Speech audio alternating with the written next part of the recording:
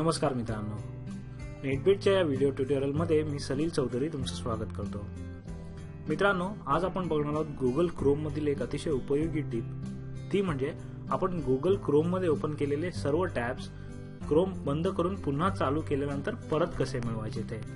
मी काय म्हणतोय हे मी तुम्हाला एका उदाहरणाने सांगतो आणि त्यासाठी आपण जाऊया आपल्या गुगल क्रोम ब्राउझर मध्ये।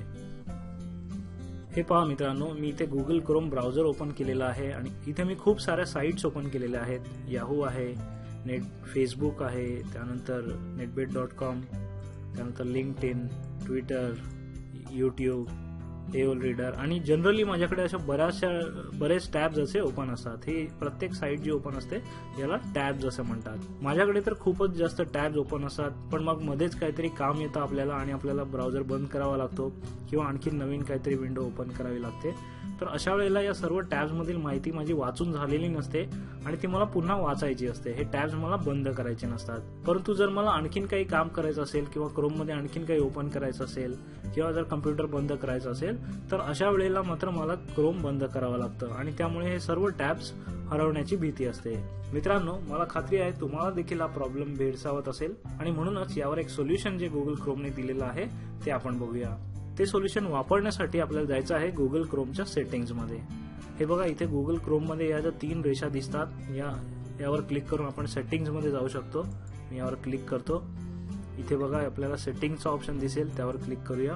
आता सेटिंग्ज पॅनल ओपन होईल आणि सेटिंग्ज पॅनल मध्ये इथे हा दुसरा ऑप्शन बघा, ऑन स्टार्टअप।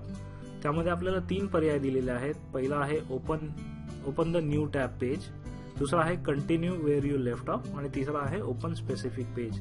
यापैकी हा जो मधला ऑप्शन आहे continue where you left off हा आपण वापरणार आहोत। या ऑप्शनला मी सिलेक्ट करतो। Continue where you left off म्हणजे लास्ट टाइम जेव्हा आपण गुगल क्रोम बंद केलं होतं त्यावेळेला जेवढे टॅब्स ओपन होते ते नेक्स्ट टाइम आपोआप ओपन होतील, अशी ही सेटिंग आहे। इथे आपल्याला सेव्ह करण्याची आवश्यकता नाहीये, आपण ही फक्त सेटिंग करूया।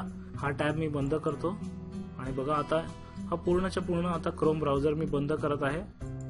असं मी बंद केलं, आता डेस्कटॉपवर आलेलो आहे आणि पुन्हा नेक्स्ट टाइम जेव्हा मी क्रोम ओपन करेन तेव्हा बघा हे सर्वच्या सर्व टॅब्स आता आपल्याला परत मिळालेले आहेत। 1, 2, 3 हे सध्या लोड होत आहेत, परंतु सर्व त्या साइट्स आपल्याला ज्या आपण यापूर्वी टॅब्स मध्ये ओपन केल्या होत्या त्या सर्व साइट्स इथे दिसत आहेत। समजा मी यामध्ये आणखीन एखादी साइट ऍड करतो, उदाहरणार्थ ई बुक्स ही साइट मी ऍड केली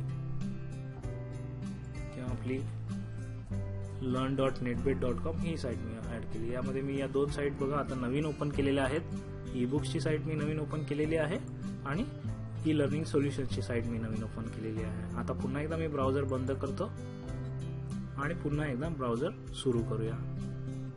तर बघा आता आपल्याला learn.netbit ही पण पुन्हा आलेली आहे आणि ई बुक्सची साइट देखील पुन्हा आलेली आहे। तर अशा प्रकारे आपण जेवढे टॅब्स वापरत आहोत गुगल क्रोम मध्ये ते सर्व सेव्ह होतात आणि नेक्स्ट टाइम जेव्हा आपल्याला क्रोम वापरायचा आहे तेव्हा सर्व टॅब्स पुन्हा ओपन होतात।